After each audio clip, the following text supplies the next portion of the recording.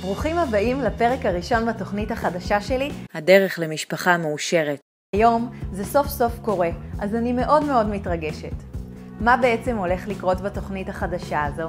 כל שבוע אני עומדת להוציא לכם וידאו חדש עם הצעה מעולה שלי שתעזור לכם לשפר את מערכות היחסים שלכם עם הילדים.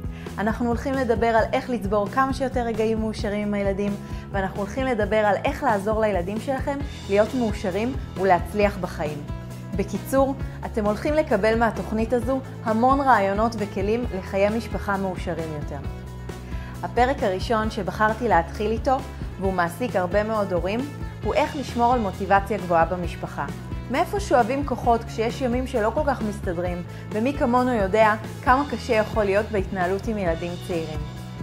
אז היום אני הולכת לתת לכם את הטיפים שלי שעוזרים להעלות את המוטיבציה ממש בכמה דקות.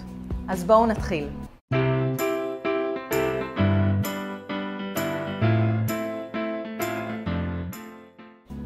ההצעה הראשונה שלי אליכם, שזו אחת ההצעות האהובות עליי ביותר, היא להסתכל על דברים מצליחים שעבדו לכם עם הילדים בעבר.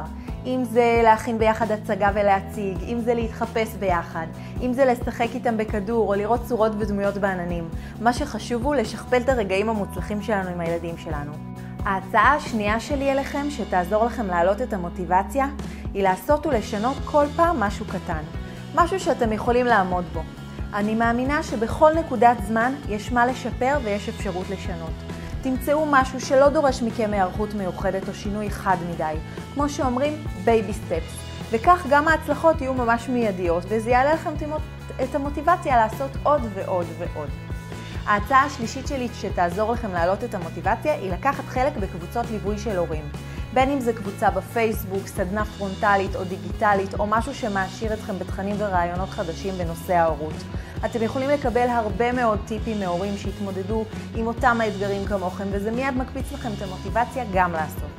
וההצעה האחרונה להעלאת המוטיבציה שלכם באופן מיידי, היא לעזוב הכל, לקחת את הילדים לסלון, לפתוח מוזיקה כיפית שכולם יכולים ליהנות איתה, ולרקוד איתם בטירוף.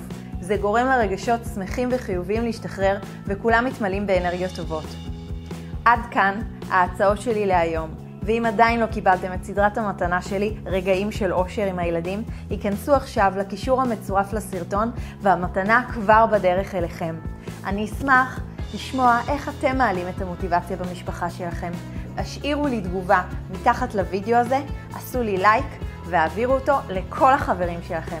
אני אראה אתכם בוידאו הבא. ביי!